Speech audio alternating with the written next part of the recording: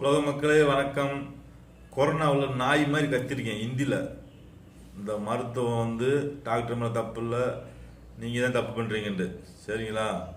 நீங்கள் என்ன செய்கிறீங்கன்னா, ஒரு டாக்டரை உங்கள் கண்ட்ரோலில் வச்சுக்கோங்க.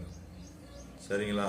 இப்போ டாக்டர் இல்லையா, ஒரு டாக்டரை பார்த்து மருத்துவம் பாருங்கள். அந்த மருந்தை கொண்டு போய் திருப்பி அந்த டாக்டர்கிட்ட காட்டணும். சார் நீங்கள் இல்லை, இந்த மாதிரி மருந்து நான் சாப்பிட்டேன் என்று நீங்கள் போய் காட்டணும்.